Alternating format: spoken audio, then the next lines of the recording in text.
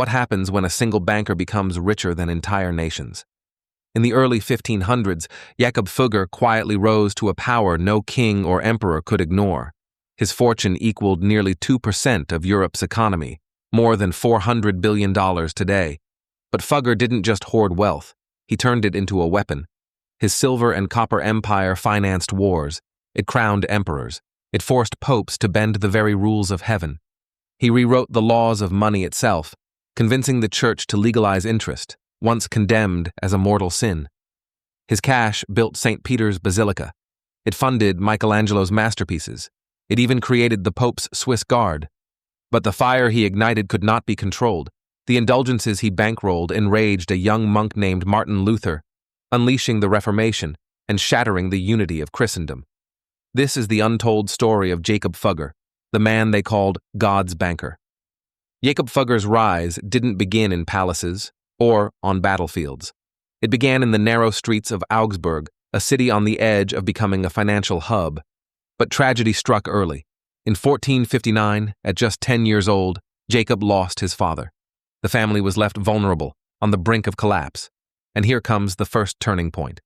His mother made a bold decision that would change history. She sent young Jakob to Venice, the beating heart of Renaissance trade. Venice was not just a city. It was the crossroads of the world. Spices from the east, gold from Africa, merchants who rivaled kings. For Jakob, it was like stepping into another universe. This is where the transformation began. He absorbed the art of negotiation, the secrets of investment, the political tricks that held empires together. And when he finally returned to Augsburg, he carried more than skills. He carried a revelation, one that would define his life. Even kings, with all their crowns and armies, needed money, and the man who could provide it could rule them all. By the late 1400s, Europe was transforming. New mining innovations were unlocking massive veins of silver and copper. Demand for precious metals was exploding.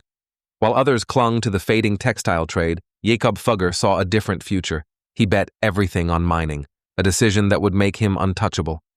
His first great move came with Sigismund of Tyrol, a noble drowning in debt. Most lenders demanded repayment in cash, a dangerous gamble in a world full of defaults. But Fugger thought differently. Instead of cash, he demanded something better, copper and silver straight from Tyrol's mines. If Sigismund failed to pay, Fugger would still walk away with the very metals that powered Europe's economy. It was a masterstroke.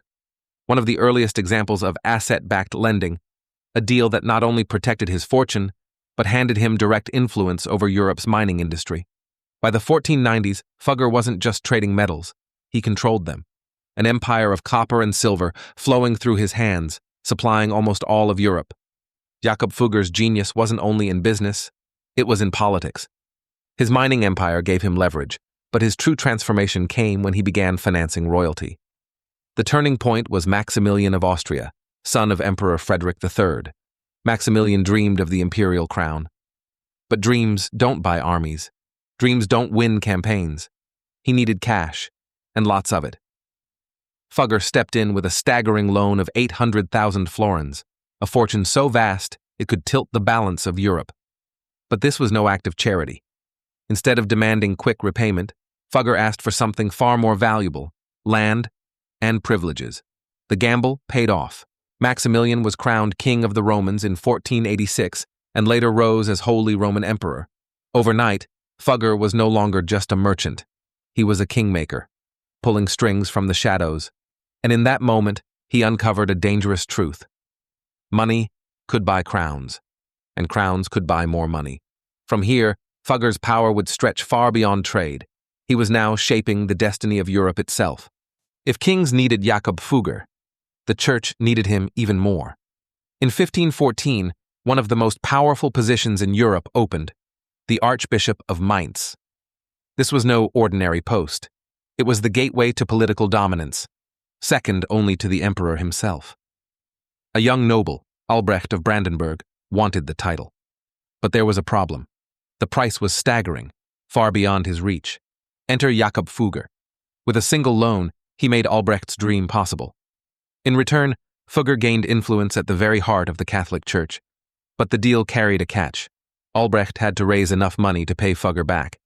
His solution was ruthless: the sale of indulgences. Marketed as get out of purgatory passes, they promised forgiveness of sins, even for the dead. In truth, half the money went to Rome, and half flowed back to Fugger.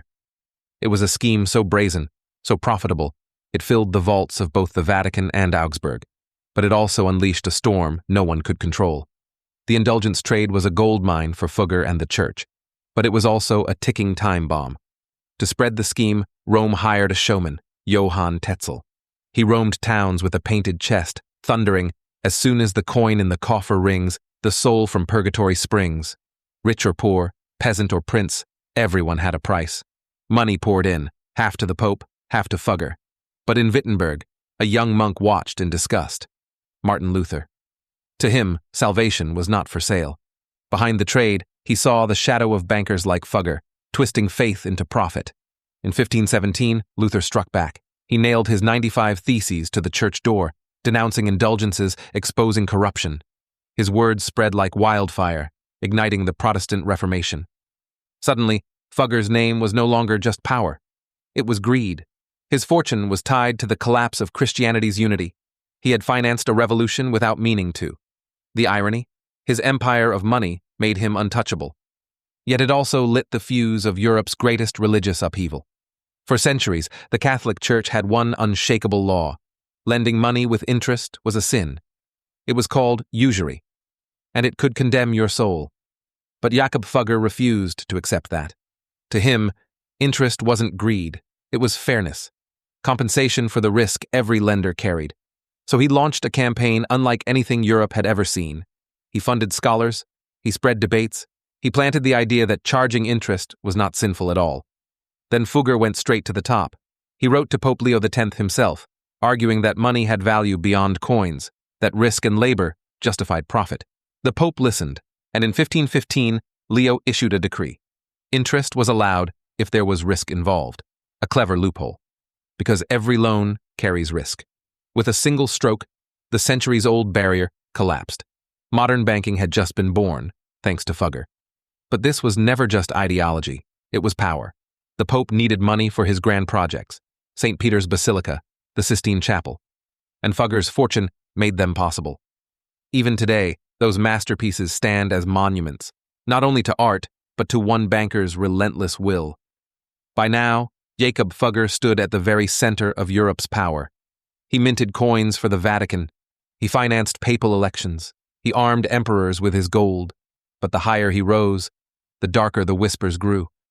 Ordinary people couldn't fathom how one man controlled both kings and popes. Rumors spread that the Fuggers were in league with the devil. In Augsburg, his palaces became symbols of excess, places where wealth and influence felt almost supernatural. Even Martin Luther himself, summoned to defend his ideas, was interrogated inside Fugger's own mansion. It was a chilling reminder of just how far this banker's shadow stretched over church and state. But Fugger thrived on bending rules others thought unbreakable. Secret deals with bishops, risky investments with nobles, even controlling the mint in Rome. He had no crown, no army, no throne. Yet kings needed his loans. The Pope needed his protection. Merchants feared his reach. At his peak, Jakob Fugger wasn't just a banker. He was the most powerful man in Europe, ruling through money alone. Jakob Fugger's story did not end with power plays and papal deals. In his later years, he turned to something unexpected: philanthropy. In 1516, he founded the Fuggerei, a housing complex for the poor in Augsburg. It still exists today. Tenants paid a token rent, about the price of a loaf of bread, and in return, they prayed daily for the Fugger family's soul. To many, this looked like compassion. But for Fugger, it was also faith. A devout Catholic, he feared purgatory. Charity, indulgences, good works, these were his insurance for the afterlife, a spiritual investment no less calculated than his financial ones. By the time he died in 1525, the Fugger Company controlled assets worth more than 2 million guilders, around $400 billion today. He left behind an empire of land, mines, and influence, carried on by his nephew Anton, who expanded the dynasty even further. The Fuggers rose as nobles, patrons of art, and defenders of Catholic revival during the storms of the Reformation. Yet Jakob's legacy was double-edged. His brilliance built wealth that outlasted empires, but his ambition fueled unrest that split Europe and reshaped its destiny. He was benefactor and villain, visionary, and opportunist, a man who proved, once and for all, that money could move thrones, faith, and history itself. Jakob Fugger died nearly 500 years ago, yet his fingerprints remain everywhere. The financial tools he pioneered, collateralized lending, charging interest, leveraging debt for power, are now the backbone of global banking. The cathedrals his money built still rise against the sky, and the religious fire he helped ignite still burns in Europe's history. But his legacy was never just fortune. It was a warning. Fugger proved that when money grows stronger than kings, nations begin to serve wealth, instead of wealth serving nations. His loans crowned emperors. His deals shifted borders.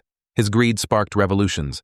He showed how unchecked ambition can create both progress and chaos. He blurred the line between salvation and profit, between power and faith. His hand reached into cathedrals, battlefields, and royal courts alike, showing that in the end, gold could bend both crowns and crosses. And today, when corporations rival governments, when financiers quietly steer politics, when markets can shake entire nations overnight, Fugger's shadow feels uncomfortably familiar. He was never remembered as a saint, never as a hero. He was remembered as God's banker, the man who rewrote the rules of power not with armies or crowns, but with gold. And that, perhaps, is his most dangerous legacy of all, a reminder that money, once unleashed, can shape not only nations, but the destiny of the world itself. If this opened your eyes, hit subscribe. Every day, we reveal the hidden lessons of financial history.